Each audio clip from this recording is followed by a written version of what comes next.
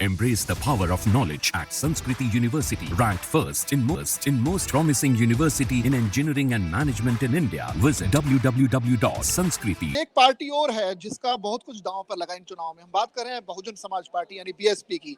मायावती इस पार्टी की मुखिया हैं और इस चुनाव से पहले ये लगातार बातें कही जाती रही विपक्ष की तरफ से, सपा की तरफ से, कांग्रेस की तरफ से कि बीएसपी जो है एक तरह से बी टीम है बीजेपी की। लगातार उन पर आरोप लगते रहे और बहुत ज्यादा मुस्लिम कैंडिडेट्स को भी उतारा गया मैदान में। लेकिन जो रुझान फिलहाल के तौर पर करीब करीब 11 बजे का वक्त है, रुझान जैसे दिख रहे हैं उस हिसाब से बीएसपी की स्थिति बहुत ज्यादा खराब है। और इन पूरे रुझानों में अगर एक पार्टी जो सबसे ज्यादा निराश फिलहाल दिख रही होगी वो होगी बसपा, क्योंकि इतने बड़े राज्य में जहां कई बार मुख्यमंत्री रही है मायावती, वहां पर आप एक लोकसभा सीट भी अगर नहीं निकाल पा रहे तो इससे ज्यादा शर्मनाक बात हो नहीं सकती। और बसपा के कहीं ना कहीं ओवरऑल आगे की जैसी स्थिति है उसको ये कहीं ना कहीं चुनाव प्रभावित करेंगे। नीतीश, बसपा की स्थिति कैसी दिख रही है और आखिर क्या हुआ बसपा को कि इनकी इस तरह की हालत देखने को मिल रही है रुझानों में? देखिए, बसपा चुनावों से पहले और चुनाव के दरमियान दोनों स्थिति में आप देखें तो बसपा बहुत स्लो रही। जब तक आकाश आनंद नहीं आए थे तब तक बसपा कहीं सुर्खियों में नहीं थी। सपा कांग्रेस लगातार उन्हें बीजेपी की बी टीम करार दे रही थी और जिसपे सपा की तरफ से बहुत कोई खास पलटवार नहीं आ रहा था। मायावती अकेले एक फ्रंट से ये बात कह रही थी, लेकिन उनके भी भाषणों में प्रमुख निशाना सपा और कांग्रेस पे ही था।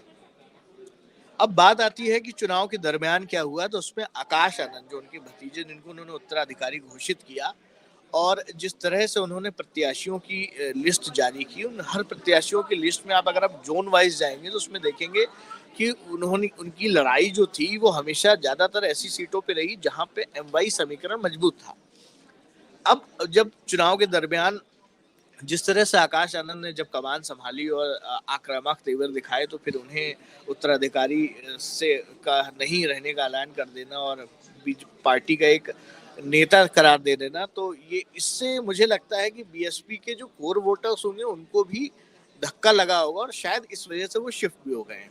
इन सब के बीच आप देखेंगे नगीना लोकसभा सीट जहां से वो लड़ रहे हैं चंद्रशेखर वो उन्होंने अपनी पार्टी बनाई है। वो सेम उसी पॉलिटिक्स को फॉलो करते हैं जो मायावती जिसकी एक धुरी खींचते हुए आई है।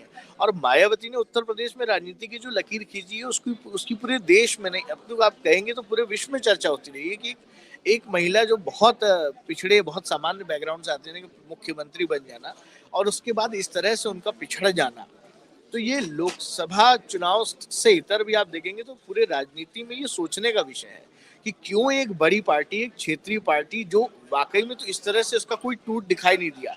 हालांकि ये बात सच है कि उसके बड़े नेता पार्टी छोड़ के जा चुके हैं और अकेले अब मायावती ही हैं जो चंद नेताओं के साथ जो है पूरी लड़ाई लड़ रही हैं। लेकिन अब वो जिस स्थिति में दिखाई दे रही हैं तो वो एक बहुत छोटे क्षेत्रीय दल के तौर पे रह गई हैं। अब उनकी वो उस तरह की यहाँ पे उपस्थिति नहीं दिखाई दे रही जिस तरह से सपा ने दिखाई है। सपा लगातार आक्रामक रही जबकि बसपा बस्ती बचाती नजर आई। तो शून्य पे आ जाना एक ऐसी पार्टी का जिसकी सरकारें रही हो उत्तर प्रदेश जैसे राज्य में, और सिर्फ उत्तर प्रदेश तक ही सीमित नहीं थी, उत्तर प्रदेश के आसपास उत्तराखंड तक ही उनका प्रभाव था, कई राज्यों में उनका प्रभाव था। अब वो प्रभाव धीरे धीरे सिमटता जा रहा है और उत्तर प्रदेश जो उनका गढ़ था वहां अगर वो जीरो पे आ रही है तो ये वाकई में बसपा के लिए, बसपा के वोटर्स के लिए, बसपा के समर्थकों के लिए, सबके लिए सोचने का विषय है। आपको क्या लगता है बसपा के जो वोटर्स है वो किस तरफ शिफ्ट हुए होंगे इस चुनाव में? साफ तौर पे दिखाई दे रहा है, जो चुनाव से पहले जो एनालिसिस हो रही थी और उसमें ये साफ हो रहा था कि जो दलित वोटर्स हैं जिनको वंचित भी कहते हैं, तो वो वंचित वोटर्स जो थे उनका शिफ्टिंग बीजेपी की तरफ भी हुआ है। काफी हद तक जो भारतीय जनता पार्टी की या केंद्र की जो योजना चलती है जिसमें मुफ्त राशन दिया जाता है, प्रधानमंत्री आवास योजना, तो इनका जिनको फायदा मिला है वो उनका वोट बैंक वो धीरे धीरे बीजेपी की तरफ शिफ्ट हुआ है। जी, तो बिल्कुल बसपा का जो वोट बैंक है वो जो है बीजेपी की तरफ शिफ्ट होता दिख रहा है और ये बहुत बड़े आत्ममंथन की जरूरत है बसपा के लिए, क्योंकि एक ऐसा राज्य है जो कि आबादी के लिहाज से देश का सबसे बड़ा राज्य है, जहां पर आप कई बार सरकार बना चुके हैं अपने दम पर। उस राज्य में आप जो है लोकसभा में जीरो के आंकड़े पर आ जाना ये काफी हैरानी की बात। और निश्चित तौर पर ये जरूर रीथिंक करने की कोशिश करनी होगी जो है मायावती को, कि क्या उन्होंने आकाश आनंद को जो उत्तराधिकारी पद से हटा दिया था बीच चुनाव के बीच में, जो ये फैसला लिया था, कहीं ना कहीं ये अ, खुद को आत्मघाती जो फैसला है ये साबित ना हो जाए। ये बसपा के लिए जरूर सोचने वाली बात होगी।